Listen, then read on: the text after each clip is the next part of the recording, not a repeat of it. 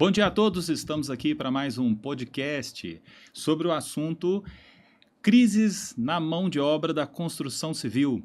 E para conversar um pouquinho mais com a gente sobre esse assunto, nós temos aqui o nosso convidado Alfredo Santos, experiente e empresário na área. Também conosco está, para enriquecer o nosso assunto, o Thiago Mota, também especialista no assunto. Eu gostaria que vocês se apresentassem e fizessem uma breve apresentação. Bom, eu sou o Alfredo, da Tech Planner. Trabalhamos com gerenciamento de obras há cerca de 20 anos no Brasil todo, Minas Gerais, São Paulo, Rio e também em outras praças.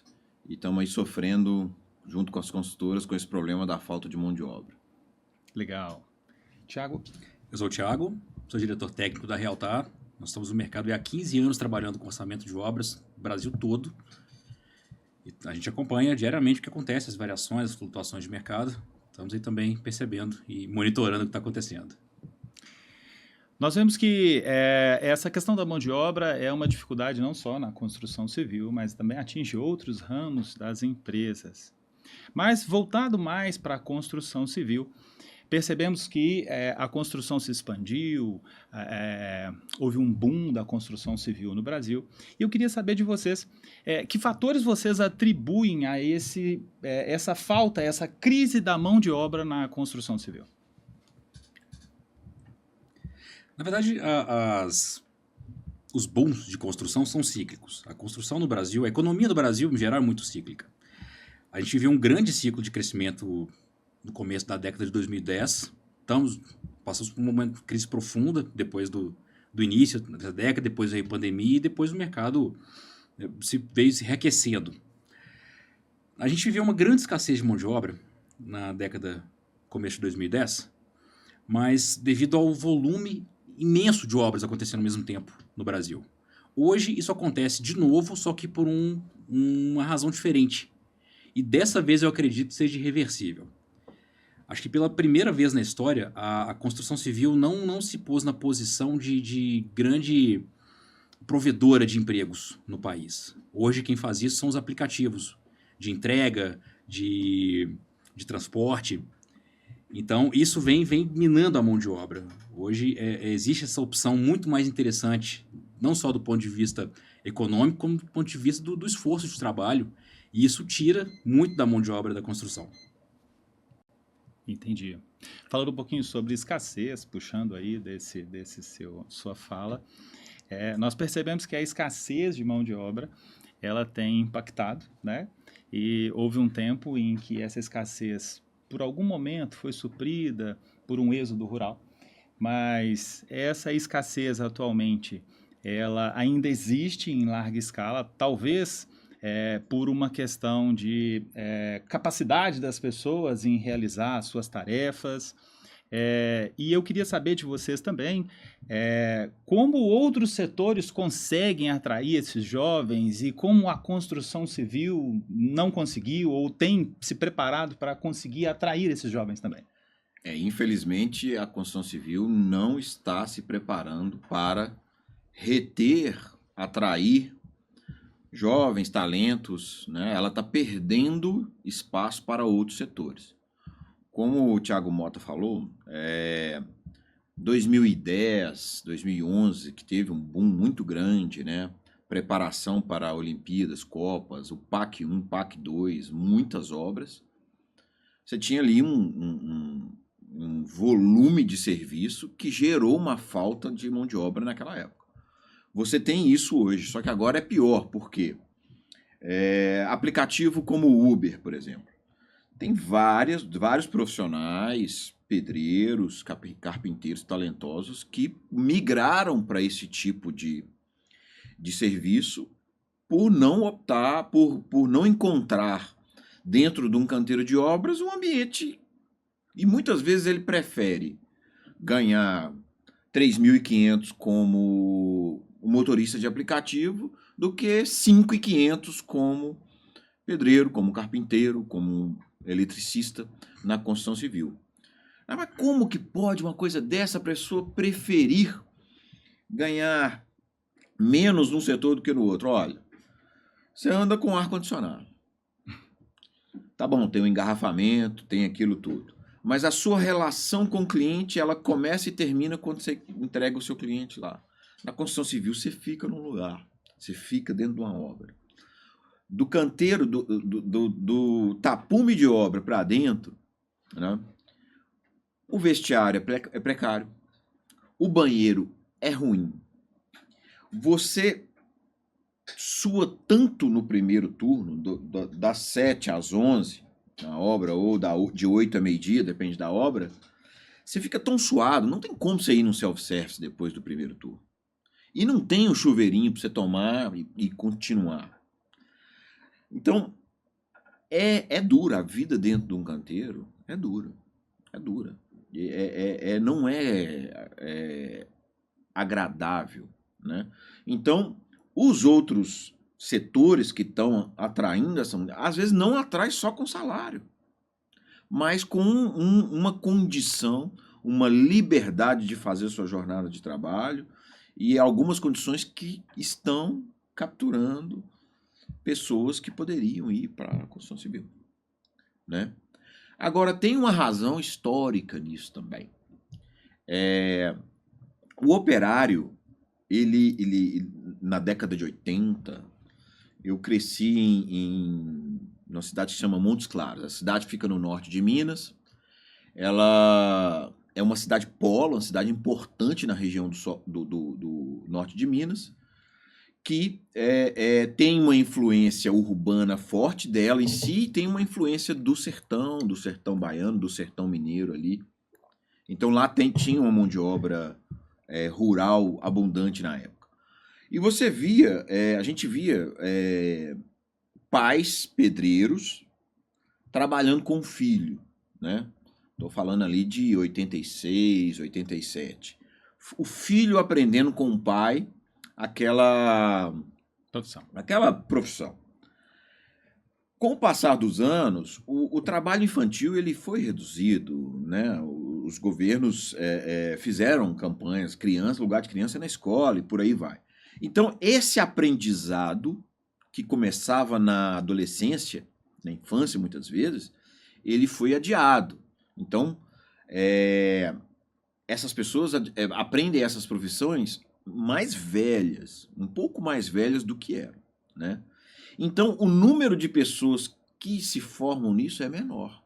Por quê? Não é mais igual era antigamente, né? Isso também contribuiu para uma redução. E o envelhecimento da população, você tem uma quantidade proporcional muito menor de jovens, e a construção civil não se tornou um lugar realmente atrativo para esses jovens. E não estou vendo ações das construtoras, do setor, para mudar isso, né? Nas obras que a gente acompanha, o cara vai lá executar um alicerce de muro ao ar livre, concretar um bloco. É muito raro a empresa que coloca uma barraca com sombra para esse profissional. Para favorecer um pouco o profissional. Diminuir esse impacto Uma barraca de evento aí, que você compra na Shopee, onde for, no AliExpress, 150, 200, sei lá. Mas você vê pouquíssimas obras que realmente se preocupam com a ergonomia, com um canteiro de obras adequado para manter. Mas tem o lado da consultora também, né? Você tem um grande problema que você não fideliza o funcionário. Você faz tudo por ele e ele recebe uma proposta R$40 na diária mais alta e ele pula para outra obra. Então tem esse problema também, que você não consegue fidelizar. É diferente de outras indústrias. O cara monta uma fábrica de mesas, vai produzir X mesas. Você treina o cara e tal. Olha, se a gente produzir tal mesas, como você está ali produzindo aquilo numa fábrica que não muda de lugar, fica um pouco mais fácil. Não um pouco não, na verdade fica mais fácil de você desenvolver sistemas de remuneração que a pessoa fica ali. Agora, quando a fábrica muda de lugar, que é a construção civil, você muda para aqui, esse desenvolvimento ele não acontece. Então, E essa escassez, então, na sua opinião, ela se dá por uma concorrência entre as próprias construtoras e também entre outros setores, né? E as pessoas migrando entre esses setores. Mas há um fator interessante, é que em muitas áreas, em muitos outros setores, as empresas têm investido no trabalho da mulher, né? No trabalho feminino. E o que se percebe é que na construção civil, a gente enxerga poucas mulheres atuando, quando atuando mais no setor administrativo, né, das empresas. E com relação a essa investida da construção civil, a inclusão de jovens, mulheres, inclusive, na construção civil. Tiago Mota, o que você tem a dizer para a gente a respeito desse assunto? Bom, historicamente, a construção civil envolve um trabalho braçal. É trabalho pesado. Não que mulheres não sejam capazes, não possam. Já vi, como você mesmo disse, existe uma participação pequena, mas existe. Mas, historicamente, as mulheres vão... Não é um mercado que as mulheres buscam. Acho que aqui nem é uma questão de abertura de mercado da construção para as mulheres. É, de fato, uma profissão que, historicamente, as mulheres não buscam. Porque é pesado. Como o Alfredo disse, o canteiro de obras é um ambiente inóspito, em vários aspectos. E é também, em muitos aspectos, constrangedor. De repente, para uma minoria de população feminina numa obra, num canteiro grande, por exemplo, 5, 10% de mulheres num mar de homens. O canteiro ele é inóspito não só em termos de condição de trabalho, em termos de ergonomia e segurança, mas ele é inóspito culturalmente falando. A peãozada é brutal, então acho que é um ambiente de piadas sexistas, é um ambiente de piadas machistas, é um ambiente... De bullying. De bullying pesado, de bullying pesado. Então a obra não é um ambiente acolhedor para a mulher de forma nenhuma. E essa escassez de mão de obras, essa dificuldade em incluir a mulher, esse trabalho que, por mais que ainda seja pequeno, que é feito para a construção civil, quais impactos ele traz para o setor, por exemplo? Custo da obra, prazo, se a gente pensar nisso, né, quais impactos trazem para o setor, Alfredo, essa dificuldade na mão de obra? vamos lá. Ainda na questão da mulher, começa a ter um movimento, principalmente nas tarefas de pintura, né? A parte de pintura eu tenho visto muitas pinturas nas obras, e eu acho que isso está rompendo, está começando. Reforço o que o Thiago disse, que se já é ruim para um homem, banheiro, vestiário, refeitório, para a mulher é mais difícil ainda esse ambiente no canteiro. E mas vamos dizer, na parte superior da hierarquia da obra, na parte de controle de qualidade, na parte de controle, planejamento e controle de cronogramas, você tem um movimento ao contrário, as mulheres dominando.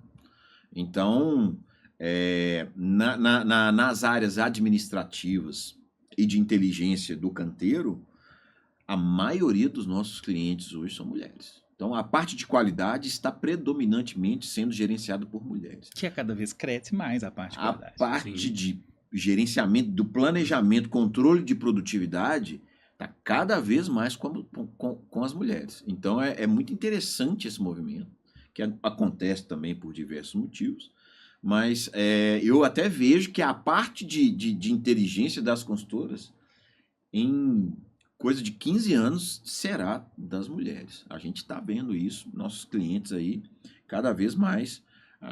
Antes você chegava numa consultora, num escritório de engenharia, você só via homem. Agora você já vê metade ali, e em muitos lugares a maioria é mulher. As mulheres que nos assistem podem ficar aí, né, motivadas a experimentar a construção civil, que apesar dos desafios sofre mudanças. E as construtoras se adaptarem para recebê-las, né? Ter esse olhar do canteiro mais convidativo para receber. Agora... É interessante observar, o canteiro que é convidativo para as mulheres é o canteiro da engenharia. O canteiro da turma continua o mesmo de sempre, infelizmente. Tem outros fatores que a gente não falou aqui ainda, que é nós estamos exportando, tá faltando mão de obra no Brasil, em tudo e quanto é lugar, e nós estamos exportando, né? Então, tem países, né? Estados Unidos, né? O nosso operário vai para lá ele vai ganhar em dólar, ele consegue ajudar a família aqui, e se ele trabalhar muito e se encaixar, ele vai andar de Mustang. Então, a gente está perdendo mão de obra também para fora. Portugal, né?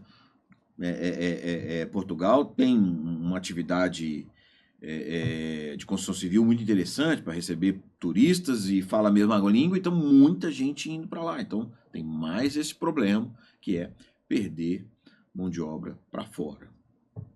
E esse impacto na construção civil, porque aí a gente vai ter esse fator do êxodo, né, do profissional na construção civil sendo levado para outras áreas, o êxodo indo para outros países, o envelhecimento, né, propriamente dito, como você já mencionou, e isso como impacta a construção civil, que se torna um outro desafio hoje, né, na construção civil.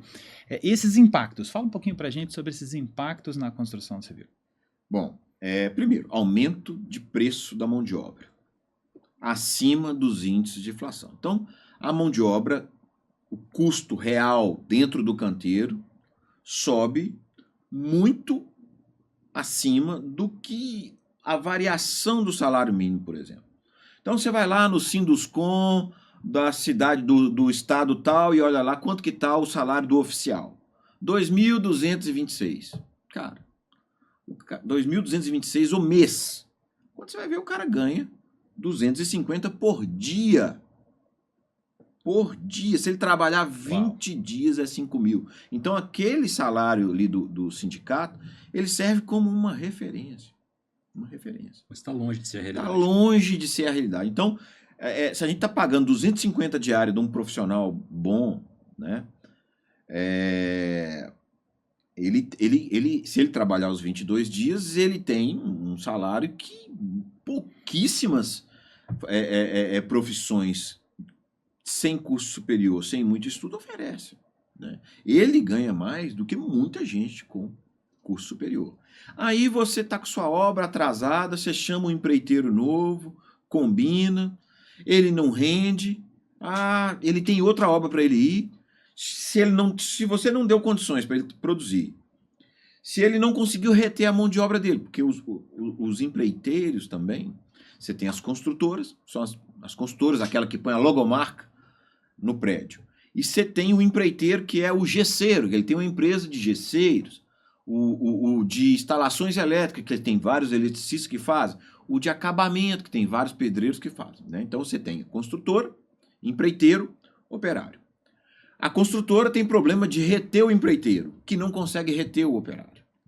Então, começa lá em cima. Essa construtora ela tem que escolher e dar condições de produção para que o empreiteiro produza na obra e que aquela remuneração chegue no operário, fluida, e que a relação compense para todos. Isso é super difícil. Então, o que a gente vê? Troca de empreiteiro. Manda esse embora, põe outro. Manda esse embora, põe outro. Pega um outro que ele é um pouquinho mais caro. Esse um pouquinho mais caro, a cada troca que você faz, vai subir no preço. Vai subir no preço e atrasando sua obra. Então, você tem um problema hoje de atraso de obra por falta de mão de obra no Brasil, sério, vários e vários empreendimentos pedindo socorro. Todo dia a gente atende clientes com esse problema de produtividade, que precisam de planejamento, de controle de produção e de muitas coisas. Numa situação, né, a pessoa pede socorro só quando já está quase que afogando. Né? E aí é complicado. E o que vai acontecer? Você tem empresas saindo do mercado, desistindo de construir. Quando você tem empresa desistindo, você diminui a oferta. E o preço do produto subindo, porque menos oferta. Menos oferta. Então, não tem jeito. A população, na sua primeira moradia, está pagando esse preço. O preço está subindo. E esse profissional que chega, muitas das vezes sem essa qualificação, e que por não ter a qualificação é atraído por outros setores, ele vai em busca de uma condição de trabalho um pouco melhor ou de salários melhores. A formação, né? A formação acadêmica, a valorização como formação acadêmica, vocês acham que essa baixa escolaridade, a formação hoje, como está sendo feita a formação nos centros, né, de formação nas universidades, isso também tem impactado? No caso da mão de obra direta, eu vejo é um problema, isso eleva os custos, isso prejudica a cadeia produtiva, isso escasseia a oferta de mão de obra, gera um problema de desequilíbrio entre o custo da obra e o preço de venda. Como o Alfredo disse, o preço do imóvel na ponta do processo está subindo, mas por mais que suba o preço do imóvel, essa subida não tem sido suficiente para cobrir o aumento do custo. Ainda existe um desequilíbrio, a conta ainda está apertada. A maioria dos nossos clientes ainda está lançando empreendimentos com uma postura de aposta, porque na primeira conta, na conta seca, a conta não fecha. O custo ainda está muito superior à expectativa de venda, mesmo que essa expectativa de venda esteja, entre aspas, inchada ou inflacionada. O custo está muito mais inchado e muito mais inflacionado. E o caso de, como a gente disse aqui, hoje o operário tem outras opções de trabalho, isso traz o problema da escassez da mão de obra, mas por outro lado, o Brasil tardiamente vai passar por um processo que países de primeiro mundo já passaram, que é a industrialização forçada dos processos. A gente precisa melhorar os nossos métodos. Hoje no Brasil se constrói da mesma forma como se construía em 1500.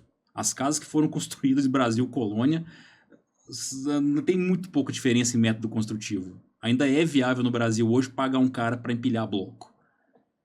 Mas então isso não viabiliza outros sistemas construtivos pré-fabricados, paredes modulares, sistemas modulares. De 1 ano e meio para cá, nós temos percebido muito nas análises de orçamento que os clientes têm visto com muito bons olhos e com muita esperança métodos construtivos alternativos, exatamente que demandam menos mão de obra, que embarcam mais industrialização. A obra, em algumas etapas, a gente ainda não conseguiu solucionar todos os problemas, mas em algumas etapas já tem deixado de ser construção para se tornar uma montagem. Então isso melhora muito. Então, como disse no começo, a construção civil hoje, ela perdeu o papel de grande fornecedora de emprego para mão de obra desqualificada. Isso é ruim, isso traz um desequilíbrio para o negócio, para uma indústria de base no país, mas liberta essa indústria, a indústria da construção civil, para se modernizar. Liberta para investir em novos métodos, nem que seja de uma maneira forçada. Mas a gente percebe hoje clientes já olhando para o steel frame, olhando para o wood frame, são estruturas de madeira, estruturas de metal leve, estruturas pré-moldadas, estrutura metálica, fechamento com drywall, sistemas de acabamento vinílicos que são mais fáceis de assentamento do que esse porcelanato, precisa ser esculpido peça a peça. Então, hoje a construção se abriu, não só na construtora, mas o cliente que compra também o produto já entendeu que ele precisa se abrir para as novas tecnologias e para os novos métodos. E essas novas tecnologias virão com desafios de pessoas que consigam realizar as tarefas, né, dessas novas tecnologias, o que vai fazer com que os centros formadores também tenham que se adaptar a prover esse conhecimento a essas pessoas.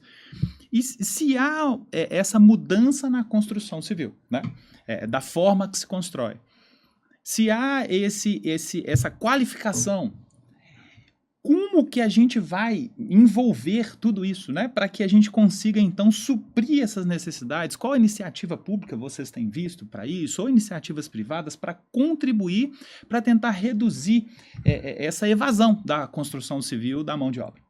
Bom, a iniciativa pública de formação, cursos para a formação de pedreiros, de eletricistas, sejam através de uma escola pública ou de treinamento, Sebrae e outras, ela é muito pequena. Existe, mas é pequena. O empresário investe muito pouco nisso, né? em formar isso. Eu vou formar minha mão de obra. Existe um grande problema, você vai formar e ela vai embora, né? Porque não é igual um jogador de futebol que um time pega na base, faz um contrato ali e mantém ele. Não tem essa possibilidade. Até acho que é algo que a sociedade poderia evoluir, de formar a pessoa e de alguma forma reter, né, aquele talento de algum jeito. Bom, mas isso não existe hoje. Então, o empresário não investe em formar a mão de obra porque ele não tem a certeza que essa mão de obra vai ficar com ele, né? Então aí tem um grande problema na formação. Como eu falei anteriormente, o pai não pode mais levar o filho de 14 anos para uma obra para ensinar ele a trabalhar, ele não pode fazer isso, não é permitido. Então, a formação da mão de obra é mais difícil, mais lenta, e o preço vai subindo. E com esse preço subindo, coisas que eram inviáveis começaram a se tornar viáveis. Então, há 12 anos atrás, a gente ia comparar uma parede de tijolo. Então, uma parede de tijolo. Um tijolo em cima do outro, coloca o tubo de água, o tubo elétrico, reboca de um lado e reboca do outro. Ela era metade, 1/3 do preço de uma parede de gesso acartonado, que tem um montante de aço no meio, uma placa de gesso, os tubos passando dentro e outra placa de gesso. Então, essa parede mais moderna, que requer um volume de mão de obra menor, é mais rápida, é mais industrial, começou a ter o preço muitas vezes menor, em algumas situações, do que a antiga parede de tijolo furado. Ela começa a competir preço a preço. Isso é um fenômeno um pouco novo em várias tecnologias. Fachadas com peças grandes, colocadas de forma afastada da parede, com estruturas metálicas, né? A revolução do ACM, o revestimento em alumínio, que a China começou a produzir isso em uma escala muito alta, e hoje você tem fachadas revestidas a uma fração do preço do início do século, né? A gente ia revestir um prédio em alumínio lá em 2002, 2003, era um absurdo metro quadrado. E hoje o alumínio, ele concorre com o reboco, ele concorre com a cerâmica, né? Tem também, nessa coisa toda que a gente falou aqui, a segurança do trabalho. A fiscalização e as exigências de segurança do trabalho no passado eram muito menores. O cara trabalhava solto no andaime, sem capacete e sem treinamento, e aquela liberdade, aquela precariedade de condições de segurança favorecia uma produtividade, mas sob um risco muito alto. Agora não, você vai ter que trabalhar amarrado, para mudar de posição você tem que prender o gancho no outro, você tem que usar o colete, você tem que usar a roupa tal, a bota homologada. Então, isso também influiu no contexto todo, das condições de trabalho e tudo. E a gente não tem um canteiro preparado para ser um lugar agradável para essas pessoas. É a mesma resposta que se repete em diferentes situações. A gente percebe que poucas empresas investem em industrialização, né? Como vocês já disseram, é um processo que ainda está avançando na construção civil. Benefícios dessa industrialização, como você já disse, de repente reduzir a mão de obra mais braçal para equipamentos que possam produzir o mesmo resultado. Como você disse agora, a isonomia tributária, né, essa igualdade de leis entre setores, né? Essa industrialização, ela seria uma solução definitiva, ou pelo menos uma delas, para essa crise da mão de obra na construção civil? E o que impede adotar isso em larga escala? Por que as empresas da construção civil não adotaram isso ainda? Custo. O custo hoje ainda é o principal fator determinante da equação da construção. ok, existe o olhar sobre o desenvolvimento técnico, existe o olhar sobre a tecnologia, existe o olhar contextual, político, amplo, como o Alfredo já expôs em várias respostas, mas no fim do dia a conversa da construção civil é sobre custo. É um negócio como qualquer outro, né?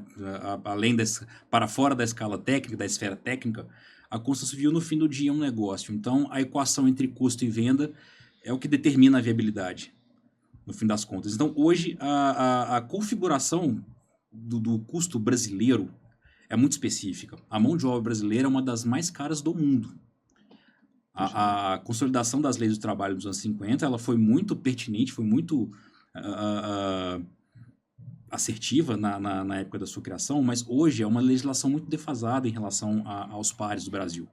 É uma legislação muito onerosa. Não é incomum, não só na construção, várias empresas no mundo todo dizem que suas plantas no Brasil são as menos lucrativas, são as mais onerosas, são as mais caras. E é verdade, a mão de obra no Brasil é pesado, a legislação impõe um custo. O funcionário custa às vezes 2, 3 vezes para a empresa do que ele ganha.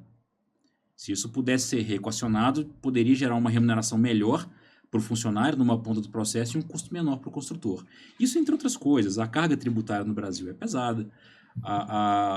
As dimensões continentais do Brasil são um problema. A gente nosso mercado aqui fica muitas vezes, nossa análise é muito restrita na região sudeste, mas a Realtá atua no país todo. Então a gente orça muitas obras no extremo norte do país, Acre, Manaus.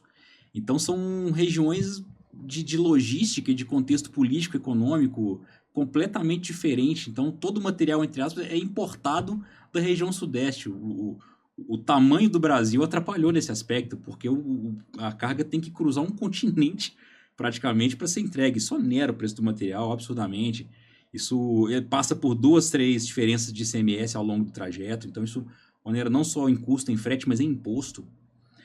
Então, a equação do Brasil hoje, difícil de fechar, é o custo.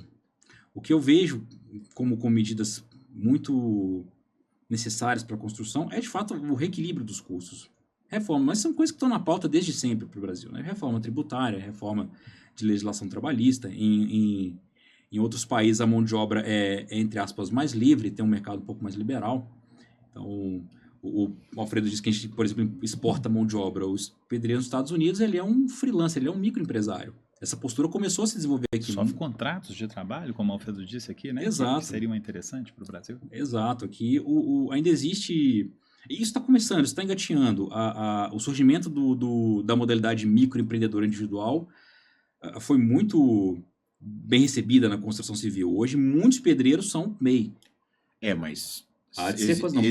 Existe uma discussão jurídica. Sim. Se pode ou não pode, MEI, né?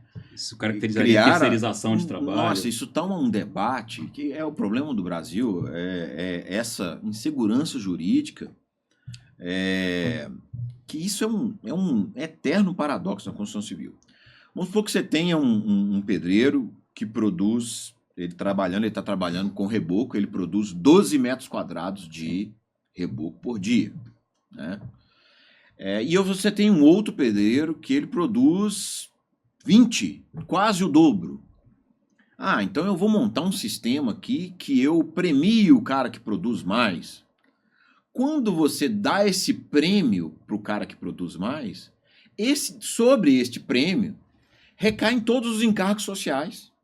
Então, se você vai pagar 3 mil para um e 5 mil para o outro, aquele prêmio pela produção, ele é carregado dos encargos sociais e ele se torna uma conta impossível para a empresa trabalhar com isso. Então, isso é um problema. O mercado informal da construção civil é enorme, enorme.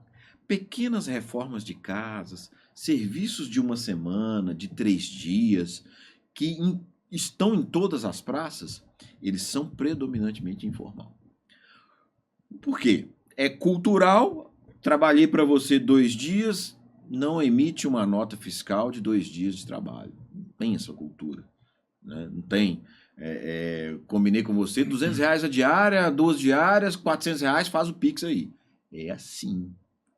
Então, o mercado informal, por ele ser livre, né, eu vou ter que chegar num canteiro, pôr um crachá, me identificar e tal, passar por aquilo tudo, esquentar minha marmita, sendo que a dona ali da esquina me paga 250 por dia para eu reformar o telhado dela, ela me paga no Pix. Por que eu vou para o canteiro de obra? Eu vou trabalhar no informal e tem serviço informal pra caramba. O país perde com isso. Por quê? Não recolhe, Previdência não recolhe, e esse dinheiro gira à margem da sociedade, não recolhe nenhum imposto e tal. Se ele cair do andaime, ele vai ter que ir para um posto de saúde, receber o atendimento que o Estado tem que dar, mas ele naquele meio ali ele não está contribuindo. Pra você ter uma ideia, o profissional que você contrata hoje aí por 250 diária, um pedreiro que vai assentar seu porcelanato numa cidade igual Belo Horizonte, igual Campinas, por exemplo, 250 diária. Quando você pede ela com nota por um empreiteiro, eu preciso que você emita a nota das diárias dessa pessoa que ficou aqui comigo, esse valor chega perto do 500. Então de 250 ele salta para 490. Por quê? Tem os encargos sociais que aquele pedreiro está fechado, tem o imposto da emissão da nota e tem que sobrar algum para o empreiteiro. Então tem que ter uma margem de lucro ali. E dobra. Então a conta não dá para concorrer com o mercado informal. E isso é um problema mas longe de ser resolvido. A legislação precisa se modernizar para que aquele cara que produz muito, aquela moça que produz muito dentro da sua empresa, ele possa ser premiado e ela possa ser premiada sem onerar para quem está pagando, né? E não temos uma solução trabalhista jurídica aceita, consolidada para esse tipo de situação. E hoje a gente vê dentro das empresas tantos benefícios, plano de saúde, né? Cargos e carreiras, tantas coisas acontecendo, e perceber, de acordo com a tua fala, que o mercado paralelo vai crescendo, o informal vai crescendo, mesmo não trazendo nenhuma dessas garantias, por uma simplicidade que talvez a gente esperasse que existisse hoje na administração pública do Brasil. Uma observação importante: existe o plano de carreira para grande parte de cargos administrativos e para cargos que têm alguma formação. A construção civil não oferece plano de carreira, nunca ofereceu, e acho pouco provável que ofereça. O cara entra servente, aprende o ofício, o servente ele é um ajudante geral, então ele acaba ajudando um profissional específico, pode ser um servente pedreiro, pode ser um servente carpinteiro, ele acaba aprendendo aquele ofício e ele é classificado como oficial. Dali para cima, a empresa não oferece nenhuma expectativa, nenhuma oportunidade, nenhum tipo de maneira desse profissional crescer. Se ele crescer, vai ser por conta própria. Ele vai fazer um curso técnico e melhorar a qualificação, aí ele já parte para um curso superior. Não é incomum, por exemplo, almoxarifes, que são pedreiros que passam para um primeiro nível de função administrativa, dali perceberem um trampolim e passarem para engenharia. É um caminho muito comum dentro da obra. Mas a construção civil não oferece, não existe essa perspectiva de crescimento de plano de carreira para o profissional de produção dentro da construção civil. E isso é difícil para prover esse recurso dentro da construção civil? A construção civil, de repente, investir nisso como uma forma de atrair, né, pessoas para trabalhar, visando que essas pessoas possam construir uma cultura diferente? E o problema vai esbarrar de novo na condição que você já falou. Uma vez adquirido conhecimento, outras áreas irão absorver essa pessoa. E se eu tenho gente que produz muito, que entrega a minha obra, eu quero premiá-lo por dentro do sistema, mas não quero pagar encargos absurdos, né? Sim. Se ele ganha 2.500, me custa 5, não, eu quero pagar 5 para ele não pode me custar 10, porque na hora que você premia, aquele encargo é todo carregado ali, né? Então, essa modernização das relações, seja na CLT ou seja por faturamento, microempreendedor, simples nacional, microempreendedor individual, isso precisa de uma modernização urgente, porque nós estamos exportando mão de obra porque o cara encontra uma condição do outro lado do hemisfério. Um pouco melhor. Nem é excelente. Nossa, lá a vida é outra. Não. A condição de trabalho, a obra é obra em qualquer lugar do mundo. Mas por uma condição, às vezes, um pouco melhor, um pouco menos inóspita, o profissional arrisca uma mudança de país. E pesquisas apontam, né, que a Alemanha, Japão, Canadá, né, tem atraído pessoas nesse ponto de vista, na imigração, né? Sim. Levado trabalhadores para a construção civil pela imigração. Hong Kong, Coreia, tem investido na qualificação, né, da tecnologia, qualificação para suprir essas lacunas. E essa mesma pesquisa diz que os Estados Unidos têm atraído as mulheres para o setor, mesmo tendo todos os desafios que a gente já conversou aqui até agora, né? Do canteiro de obra, do setor onde ela vai trabalhar. Mas olhando para essa perspectiva, e nós aqui no Brasil sempre olhamos, né, o que o mundo lá está fazendo de novo, o que esse pode trazer de aprendizado para nós, né, dessa perspectiva, o que a gente pode usar disso também para atrair pessoas para essa crise da mão de obra na construção civil no Brasil? Eu acho que a construção precisa se modernizar. Ainda como eu disse, os métodos são arcaicos, os métodos são extremamente artesanais. Você pega uma casa de alto padrão, por exemplo, na etapa de acabamento, você vai encontrar pedreiros literalmente esculpindo pedras para assentar em paredes, para assentar em pisos, recortando aquilo à mão, mede na trena, corta um pedacinho, volta, serviu, não serviu, volta, corta mais um pedacinho. Ainda é um trabalho extremamente manual. Então, isso deveria, ao contrário, isso deveria remunerar o talento, né? Mas não. É um trabalho que ele é artesanal na sua essência, mas ele é pouco valorizado no seu pagamento.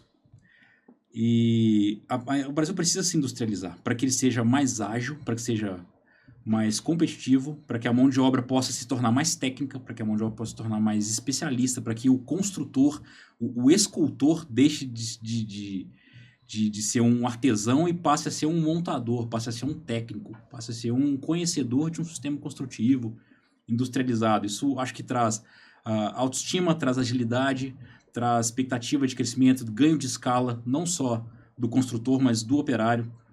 Permite ao operário empreender, se tornar empreiteiro, que é um caminho comum também.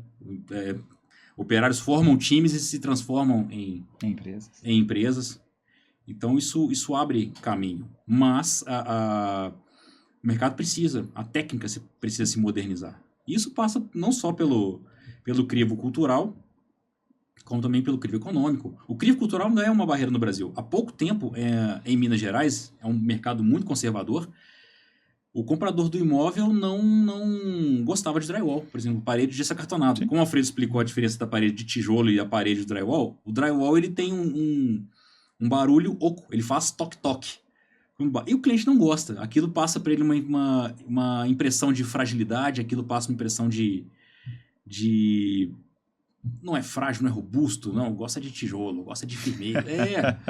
O Brasil tem isso, é engraçado. E as construtoras migraram para sistemas industriais à força, por questão de custo. Ou é drywall, ou não tem parede. É por causa do custo. Ele não achou a mão de obra, a parede está ficando muito cara, e aí ele foi para a inovação. Não é porque não vou buscar inovação porque eu acho que isso tem... É melhor, é mais efetivo. É a força do custo, igual o Mota. O investimento em pesquisa, em desenvolver nova, ele é mínimo, para não falar que ele é inexistente, né? Então, mas tá tendo essa busca. Felizmente eu estou vendo um processo acelerado de industrialização de muita coisa, né? Agora, a gente tem um monte de cliente com esse problema, alguns menores, outros maiores, mas onde a mão de obra fica um pouco mais, tem uma relação melhor. Aquele cliente que dá sequência de trabalho para o empreiteiro, para o profissional. Que é, você vai terminar essa obra, dessa obra eu vou te colocar naquela, vai ter um delay, eu vou te dar umas férias. Esse diálogo, eu estou planejando o seu futuro. Isso não acontece. Pouquíssimas empresas fazem isso. Quando você mostra para aquele parceiro que, olha, tem essa frente de trabalho, eu vou te abrir uma outra depois. Quando existe esse diálogo entre construtora, empreiteiro, operário, né? Você tem, que é a relação, né? Então isso faz toda a diferença, né? O mercado ele é carregado de preconceito. Pensa para você ver na palavra servente. Olha como que essa palavra ela é carregada de um preconceito, de uma coisa até da escravidão, pejorativo. Né? Então, pedreiro, o cara não é mais pedreiro, cara. Pedreiro é do tempo que você esculpia com talhadeiro. O cara hoje ele é um artista, ele é um construtor. Construtor individual, mas ele é um construtor. Então, isso também, saber o nome da pessoa. Então, por que você tem na sociedade a pessoa que é gerente do banco, a pessoa que te atende no banco, o atendente do banco, tá lá no ar-condicionado, né, muito bem apresentado, mas muitas vezes ele ganha 4 mil, 3.500, 3 mil. Ele ganha muito menos do que um bom pedreiro, um bom carpinteiro. Agora, como que você trata ele, como que você trata o pedreiro e o carpinteiro? Como que é a tratativa? Como que você enxerga essa pessoa? Aquele que você sabe o nome do pedreiro e do carpinteiro que está trabalhando na sua obra, muitas vezes não sabemos o nome. Os engenheiros não sabem o nome. É mais um capacete verde que está passando, né? Então, as empresas que perceberem que melhorar essa relação, transformar ela em algo mais humano, e você ter essa... Você sai daqui, você vai para ali. Vamos. Eu acho que existe uma margem aí. Quem souber fazer isso com inteligência, quem souber fazer isso, vai conseguir resultados melhores, né? E muita gente vai quebrar, muita gente vai parar. E esse era um dos nossos próximos temas, a perspectiva do futuro. E que bom, a gente já começou a ver a perspectiva de futuro da visão do empreendedor, né? Porque a gente vive num mercado que, segundo pesquisas, tem uma tendência de crescer esse ano 2,3%. E nós não estamos num boom de crescimento da construção civil como anos anteriores. Sim. E essa perspectiva de futuro, como você já mencionou, né? De reformas tributárias, a implantação da tecnologia, a melhora da imagem do setor da construção civil, a melhora dessa relação entre o patrão e o empregado, esse quebrar a função do pedreiro, do servente, e como preparar para essas mudanças, né? Além do que você já falou, há alguma coisa mais a acrescentar, preparar para essas mudanças, na visão de vocês, que possam prover, né, menos crise na construção civil com relação à mão de obra? Bom, a coisa vai acontecendo. Nós, né, empresários, as mudanças vão acontecendo, elas vão atropelando a gente, que é uma velocidade impressionante. Os fenômenos sociais, a rede social, né? Ela tem uma... Hoje, o que se aprende, o que eu vejo de páginas que eu sigo ali, de ensinando a fazer corte de pedra, corte no aço, como que solda, como que encaixa as pessoas... Esse conhecimento ele vai se multiplicando, e eu vejo que isso já afeta a cadeia como um todo, para o bem, né? Que é novas tecnologias se tornando populares. O cara foi lá e construiu um chalé metálico, filmou tudo em 3 semanas. E ele tem isso filmado e postou na rede social. Aquilo desafia todo mundo. Poxa, se ele faz, eu também posso. Se aquela equipe fez, eu também vou fazer, né? E isso de processos inteligentes, processos semi-industriais, com pouca gente envolvida e com muita inteligência e preparação embarcada. Mas isso ocorre de uma forma não planejada, é meio que natural da socialização humana, das relações humanas. Então, essa industrialização que está acontecendo, que ainda é lenta, mas pela primeira vez eu vejo que ela é robusta. Né? A obra industrial vai invadir os canteiros nos próximos anos. Pretendo também, né? A gente tem que se adequar a esses sistemas, porque tudo muda muito rápido. E eu acho que é muito mais natural do que proposital essa migração. Sabe? Empresas menos eficientes vão sair do mercado, empresas que não se adaptarem, e vai aparecer aquele cara, como ele falou, ele que conhece o vizinho, que tem um primo, que conhece o outro, que vai montar uma montadorazinha de pequenas casas metálicas e vai concorrer com aquele que tem 20 anos de mercado, que constrói do mesmo jeito, vai fazer um produtinho ali para concorrer. Então eu vejo isso com bons olhos, é uma coisa que vai fluir, vai ter gente que vai ficar pelo caminho. Concorrência é assim e teremos novas empresas, novos talentos aí produzindo bastante no Brasil. Legal. Nós caminhamos para o nosso final aqui do podcast. Eu gostaria de ouvir de você, Thiago Mota, suas considerações finais a respeito desse assunto, por favor. Eu acredito que todo momento de crise é um período, é uma oportunidade de refino de mercado. Como o Alfredo disse, as empresas que não se adequam saem do mercado, surgem novos talentos, surgem novas oportunidades, surgem pessoas com visões diferentes, com propósitos diferentes. Eu penso que a construção civil, definitivamente, cada vez menos tem se tornado um negócio para aventureiros. A gente via ali nos anos 70, o pessoal não tinha onde enfiar dinheiro, vamos construir um predinho. Isso acabou. A construção civil hoje é uma indústria de ponta, um negócio complexo, ajustado, não é essa fonte infinita de dinheiro, pelo contrário, é uma conta apertada, a gestão conta. E esses períodos de crise, esses períodos de grande mudança, são sempre momentos em que o mercado se renova, o mercado se aprimora. E é o que eu espero para os próximos anos. Legal, legal. Alfredo, suas considerações finais? A gente tinha uma situação há pouco tempo que se o cliente tinha uma boa viabilidade, aí ele fazia um bom projeto e um bom orçamento. Planejamento e controle, cronograma, está controlando ali sua produção. Ele chamava empreiteiro A, empreiteiro B, a obra saía no final. Então ele tinha viabilidade correta, orçamento, planejamento, controle, um time de gestão, aquilo saía lá na frente. Agora não, você tem que ter isso tudo e você tem que cuidar da sua relação com quem está lá na ponta, com quem está apertando aquele parafuso, com quem está serrando aquela pedra, com quem está carregando aquele saco. Se você não cuida daquela relação lá na ponta, esse sistema todo que você construiu, ele se dissolve. Você tem planejamento, você tem controle, você tem qualidade, você tem tudo, mas se você não cuida da relação na ponta, sua obra não acontece. Né?